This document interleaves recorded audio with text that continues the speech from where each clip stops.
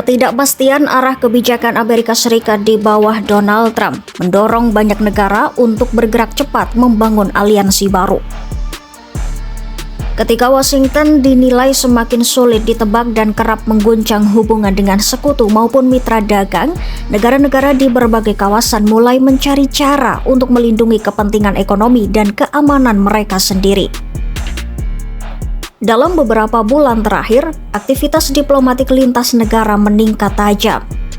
Pemerintah-pemerintah yang sebelumnya sangat bergantung pada Amerika Serikat kini berupaya mengurangi resiko dengan memperluas jaringan kerjasama, bahkan dengan negara yang selama ini memiliki hubungan kurang harmonis. Langkah ini bukan berarti memutus hubungan dengan Washington.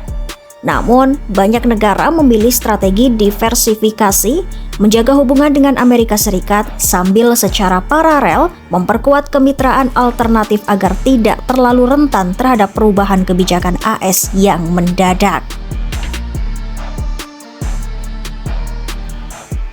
Di kawasan Indo-Pasifik dan Eropa, pendekatan yang kini mengemuka adalah strategi AS+. Amerika Serikat tetap dipandang penting, terutama dalam urusan keamanan. Tetapi negara-negara sekutunya tidak lagi menaruh seluruh harapan pada satu mitra.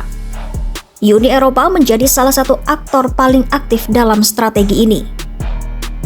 Presiden Komisi Eropa Ursula von der Leyen dijadwalkan melakukan kunjungan ke Australia untuk mendorong kerjasama perdagangan dan keamanan yang telah dirintis sejak 2018. Langkah tersebut melengkapi serangkaian kesepakatan Uni Eropa dengan Inggris, Kanada, India, serta blok negara-negara Amerika Selatan. Perubahan arah ini dipicu oleh gangguan besar pada sistem perdagangan global. Kebijakan tarif, tekanan sepihak, dan ancaman sanksi dari Washington dinilai telah mengikis kepercayaan lama yang dibangun sejak Perang Dunia Kedua. Negara-negara dengan kekuatan menengah kini mulai menyadari bahwa stabilitas ekonomi bukan sekadar urusan pertumbuhan, melainkan menyangkut kelangsungan nasional. Ketika guncangan dari Washington terus berulang, ketergantungan tunggal dianggap semakin beresiko. Kanada menjadi contoh nyata pergeseran ini. Dalam langkah yang mengejutkan banyak pihak, Perdana Menteri Kanada Mark Carney mengunjungi China, kunjungan tingkat tinggi pertama dalam hampir 1 dekade. Hubungan kedua negara sebelumnya membeku akibat ketegangan diplomatik dan isu penegakan hukum. Namun, pertemuan dengan Presiden Xi Jinping menghasilkan kesepakatan konkret, mulai dari pemangkasan tarif hingga masuknya puluhan ribu kendaraan listrik China ke pasar Kanada dengan bea minimal. Bahkan, pemerintah Kanada kini membuka peluang kerjasama perakitan kendaraan listrik bersama China untuk pasar global. Langkah ini menandai perubahan besar dari kebijakan sebelumnya yang justru membatasi produk kendaraan listrik China dengan tarif tinggi, sejalan dengan kebijakan Amerika Serikat. Selain China, Kanada juga berupaya memperbaiki hubungan dagang dengan India, mitra penting lain yang sempat renggang akibat isu politik dan keamanan.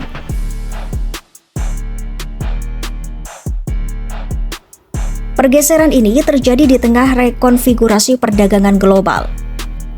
Meski perdagangan Amerika Serikat dengan mitranya masih tumbuh, laju perdagangan dunia meningkat jauh lebih cepat. Data menunjukkan ketergantungan global pada pasar AS mulai berkurang secara bertahap. Kepercayaan terhadap komitmen Amerika Serikat dalam aturan perdagangan internasional pun dinilai berada di titik terendah dalam beberapa dekade. Negara-negara kini bersikap lebih proaktif, membangun perlindungan melalui perjanjian baru sambil menjaga hubungan dengan Washington sebisa mungkin. Pendekatan ini mencerminkan realitas geopolitik baru. Dunia sedang melakukan lindung nilai, bersiap menghadapi ketidakpastian jangka panjang. Di tengah dinamika global itu, Presiden Prancis Emmanuel Macron menyerukan perubahan besar di Eropa. Ia menilai benua tersebut harus mulai bertindak sebagai kekuatan dunia yang mandiri, bukan sekadar pasar terbuka yang bergantung pada pihak luar. Macron menyebut Eropa tengah menghadapi peringatan keras dari berbagai arah, persaingan dengan China, ancaman Rusia, serta Amerika Serikat yang dinilai semakin menjauh dari prinsip-prinsip negara hukum. Dalam situasi ini, Eropa diminta tidak lagi menunda pengambilan keputusan strategis. Ia mendorong Uni Eropa untuk membangun kapasitas keuangan bersama, termasuk penerbitan utang kolektif guna membiayai investasi besar di sektor pertahanan, energi bersih, dan kecerdasan buatan. Menurut Macron, pasar global justru semakin mencari alternatif selain dolar AS dan Eropa berpeluang mengisi ruang itu.